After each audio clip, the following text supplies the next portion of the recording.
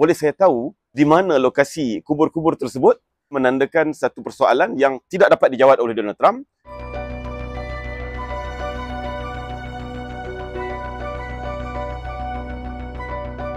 Beberapa hari lalu, dunia melihat bagaimana Donald Trump sekali lagi membuat satu apa yang kita sebutkan sebagai aksi politik di White House apabila menyambut ketibaan Presiden Ramaphosa daripada Afrika Selatan, South Africa, dengan satu kontroversi bagaimana wujudnya seperti satu perdebatan di antara mereka berdua secara terbuka di hadapan wartawan-wartawan yang ketika itu merakam pertemuan di antara mereka berdua. Dan ia dilihat sebagai mengulangi siri pertama serangan Donald Trump terhadap Presiden Ukraine iaitu Zelensky yang berlaku beberapa bulan yang lalu, yang mana berlakunya perdebatan terbuka, tegang melibatkan Donald Trump dan juga Vice President bersama dengan Presiden Zelensky pada ketika itu.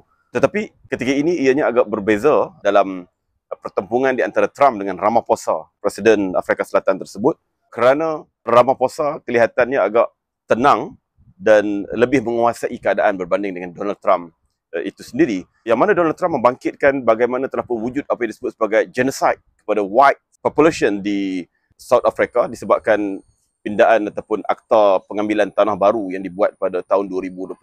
Dan bukan sekadar itu, kelihatan kali ini Donald Trump lebih bersedia dengan disiapkan satu set television untuk menayangkan satu video khas bagaimana wujudnya satu gerakan politik dan juga masyarakat di Afrika Selatan yang cuba untuk melakukan diskriminasi kaum kepada kelompok yang disebut sebagai Afrikaners ataupun kelompok yang berkala putih di Afrika itu. Dan dalam video tersebut turut ditayangkan bagaimana wujudnya kubur-kubur dengan berpalang salib, kononnya adalah kubur orang-orang kulit putih Afrika Selatan yang telah pun dibunuh oleh orang-orang kulit hitam. Itu ditayangkan secara terbuka dan bukan sekadar itu, dia telah pun print satu set gambar-gambar di atas kertas diberikan kepada Presiden Ramaphosa oleh Donald Trump bagi membuktikan bahawa wujudnya diskriminasi kaum, wujudnya apa yang disebut sebagai keganasan dan juga pembunuhan, yang mana perkara ini bukan baru bagi Donald Trump. Sejak daripada tahun lepas lagi ketika mana kempen pilihan raya Presiden Trump telah pun membangkitkan isu tersebut dengan mengatakan wujudnya genocide, pembunuhan beramai-ramai kaum kulit putih di Afrika. Tetapi kali ini dunia bukan terkejut dengan serangan Trump walaupun ianya dilihat lebih terancang dengan disiapkan satu set televisyen dan juga printed dokumen-dokumen atau bukti-bukti yang diberikan kepada Ramaphosa.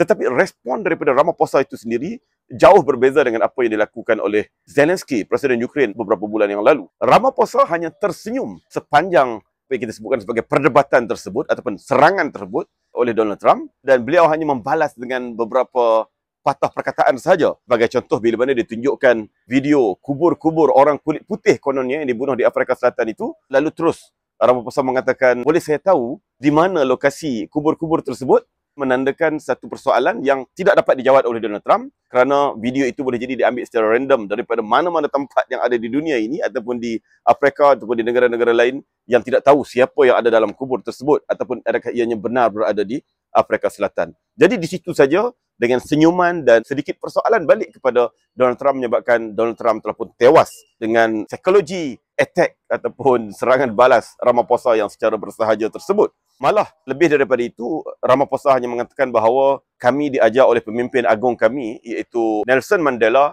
bahawa apa sahaja isu yang berlaku hendaklah diselesaikan dengan perbincangan di meja bukan dengan perdebatan. Begitu juga dengan apa yang Trump sebutkan bahawa berlakunya pembunuhan beramai-ramai, dan Ramaphosa hanya memberikan sedikit fakta saja bahawa untuk tahun 2024 saja terdapat beberapa kes pembunuhan yang berlaku di Afrika Selatan dan ternyata tidak sampai 2% pun daripada pembunuhan itu adalah pembunuhan yang melibatkan kaum kulit putih, tetapi ianya melibatkan majoriti kulit hitam yang mendiami South Africa. Jadi sebenarnya isunya apa sebenarnya di sini? Donald Trump mengatakan bahawa mereka tidak boleh terima dengan akta pengambilan tanah baru yang dibuat oleh Afrika Selatan pada tahun 2024 yang dikatakan sebagai satu genocide, ketidakadilan kepada kelompok kulit putih yang ada di Afrika, sehinggalah dia mengatakan bahawa sidang G20, negara yang bersaiz ekonomi 20 terbesar itu yang akan diadakan di Afrika Selatan, boleh jadi beliau tidak akan menghadirinya disebabkan tindakan tersebut. Dan Trump juga pada bulan yang lalu telah mengeluarkan satu executive order, perintah eksekutif atas kuasa Presiden untuk memberikan priority kepada Afrikaners ataupun kelompok kulit putih South Africa ini untuk mereka berhijrah mendapat perlindungan sebagai refugees atau pelarian di Amerika. Itu background yang berlaku dalam peristiwa tersebut. Tetapi apa sebenarnya sejarah di sebaliknya? Mari kita lihat satu persatu bagaimana akta pengambilan tanah ini menjadi kontroversi dan juga bagaimana ianya telah pun dibuat. Sebab apa yang dibuat pada tahun 2024? Kita balik kepada sejarah Afrika Selatan, mana negara ini adalah negara yang telah pun diperintah secara diskriminasi sejak sekian lama, bermula daripada penjajahan yang berlaku dengan begitu lama, British dan sebagainya, telah pun berdekad-dekad lamanya diperintah oleh rejim apartheid yang telah pun membuat satu pemisahan kaum, diskriminasi kaum, sehinggalah ianya bukan sekadar dari segi polisi-polisi politik, tetapi ianya diundang-undangkan. Jadi ada dua akta berkait dengan tanah, antaranya ialah akta Native Lands pada tahun 1913 dan yang keduanya akta amanah dan juga tanah pribumi tahun 1936, yang mana dalam akta ini telah pun menggazetkan limitation ataupun penghaddan kepada orang-orang kulit hitam yang majoriti mendiami negara tersebut daripada memiliki tanah-tanah. Jadi hasilnya ialah sepanjang berdekad-dekad dia diperintah secara apa disebutkan sebagai diskriminasi kaum itu, menyebabkan kulit hitam tidak dibenarkan memiliki tanah mereka sendiri kecuali sedikit. Jadi itu yang berlaku. Kalau kita lihat dari segi sejarahnya, kelompok Afrikaners ini ataupun yang kulit putih Afrika ini, mereka hanya mewakili sekitar 7.5% daripada keseluruhan penduduk South Africa berbanding dengan kulit hitam yang mana mereka mewakili lebih daripada 80% penduduk Afrika Selatan sehinggalah ke hari ini. Tetapi kelompok yang 80% ini hanya menguasai 4% daripada tanah-tanah pertanian terutamanya yang ada di Afrika berbanding dengan kulit putih ataupun Afrikaners ini yang memiliki sekitar 72% lebih tanah-tanah yang ada di Afrika. Ia bukan sekadar satu pengamalan ataupun sekadar polisi-polisi politik, tetapi ia adalah satu perkara yang diperundangkan melalui akta khas yang kita sebutkan tadi pada tahun 1913 dan juga 1936. Jadi perkara inilah perkara yang hendak diperbetulkan. Tetapi untuk tempoh yang sekian lama, walaupun perlawanan terhadap apartheid itu telah pun berjaya, sehinggalah pada tahun 1994 jatuhnya rejim apartheid, maka Nelson Mandela naik jadi Presiden Afrika dan memerintah partinya ANC memerintah selama 30 tahun, tetapi perkara itu tidak dapat diselesaikan. Ini satu perkara yang cukup mendukacitakan. Bila mana rakyat yang 80% tidak dapat kuasai tanah, sekadar 4% saja tanah mereka kuasai untuk sumber-sumber mereka dan juga untuk aktiviti pertanian, tetapi lebih daripada 70% daripadanya dikuasai oleh kelompok minoriti 7%. Jadi, di mana silapnya di sini? Yang mana ianya memberi efek kepada kemiskinan yang begitu besar di Afrika Selatan.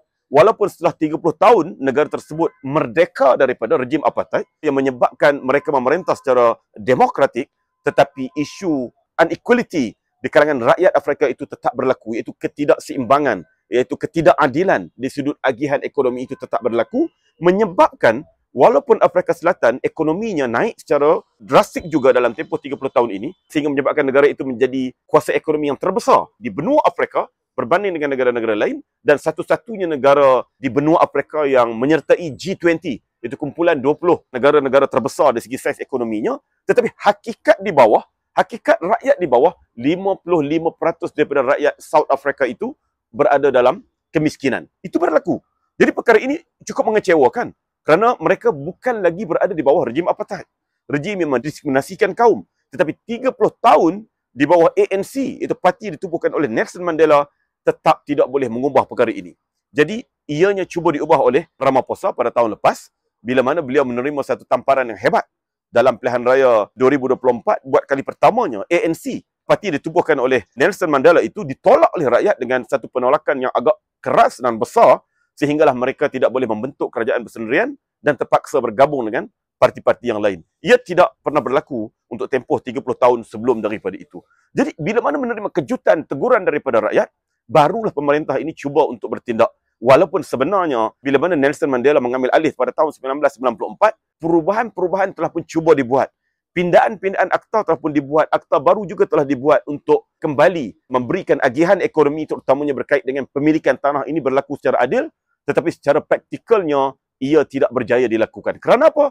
Kerana pertamanya adalah penguasaan kelompok Afrikaners ini adalah terlalu mendalam dalam sektor ekonomi yang ada di Afrika, bukan sekadar menguasai 72% lebih tanah, walaupun mereka hanyalah sekitar 7% daripada population, tetapi juga dalam aktiviti-aktiviti ekonomi lain, penguasaan kepada sumber alam seperti emas, seperti berlian dan sebagainya, yang menyebabkan mereka menjadi terlalu kaya dan terlalu berkuasa, walaupun tidak lagi berada di pemerintahan, mereka adalah kalangan korporat-korporat ataupun kalangan ahli-ahli perniagaan, kartel-kartel yang kekal menguasai ekonomi Afrika Selatan secara majoritinya. Itu yang berlaku.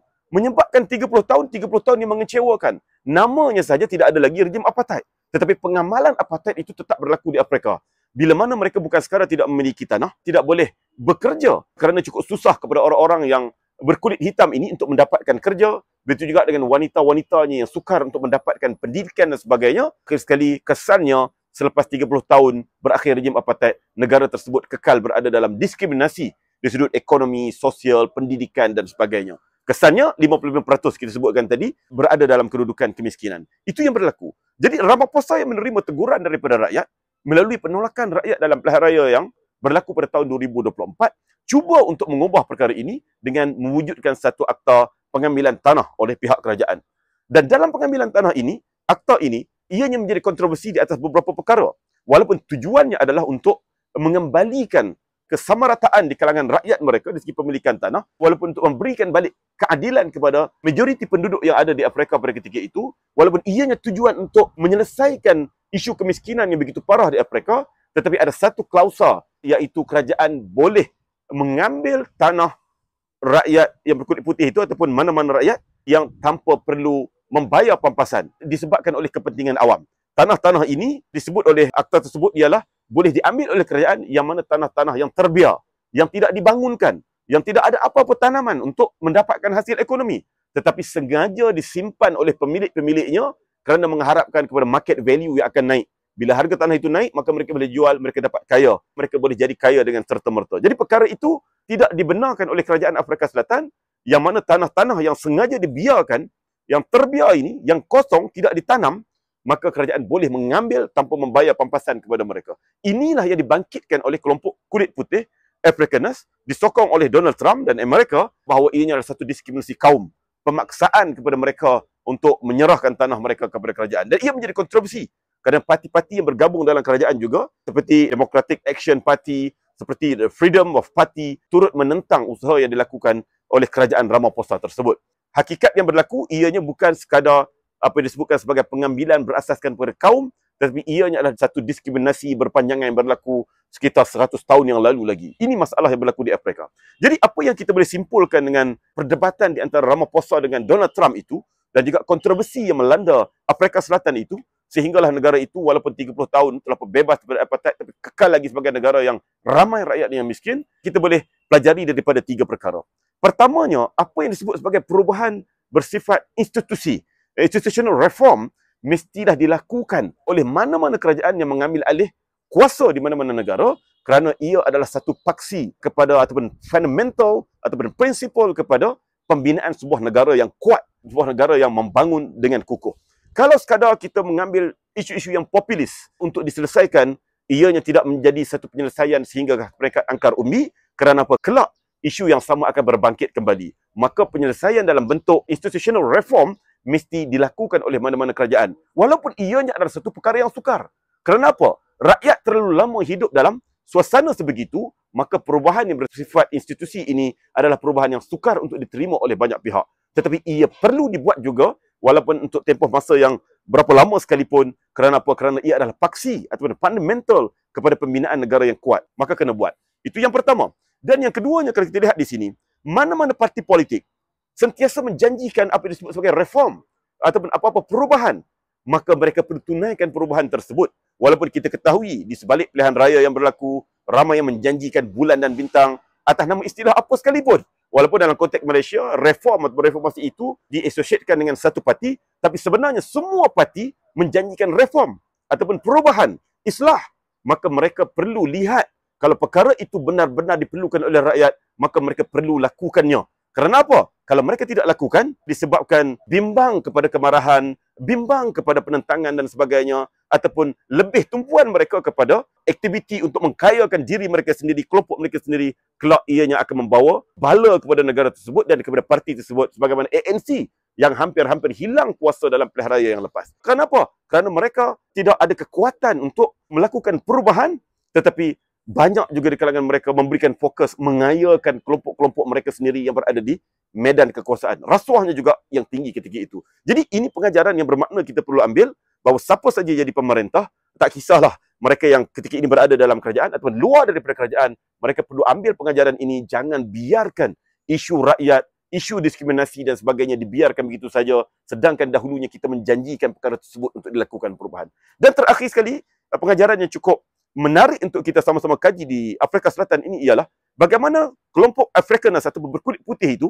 yang mereka merupakan asalnya datang daripada Belanda banyaknya, termasuk juga daripada Perancis dan juga daripada Jerman, dan juga kelompok berkulit hitam yang dikatakan 80% itu, majoriti mereka itu bukanlah berbeza agama. Mereka adalah datang daripada sama agama, iaitu majoritinya beragama Kristian. Itu agama penduduk-penduduk Afrika Selatan. Menandakan di sini agama yang sama juga boleh berlaku diskriminasi disebabkan kaum dan sebagainya. Jadi tidak boleh kita letakkan agama sebagai punca kepada perpecahan, punca kepada diskriminasi dan sebagainya. Kerana bila manusia terlalu cinta kepada dunia, terlalu gila kepada dunia, maka mereka mahu secara rakusnya, secara tamaknya mahu menguasai sepenuhnya kepada kelompok mereka tanpa mengenal keluarga, bangsa ataupun agama. Ianya boleh berlaku di mana-mana saja, yang menjadi pengajaran yang cukup baik untuk kita bersama.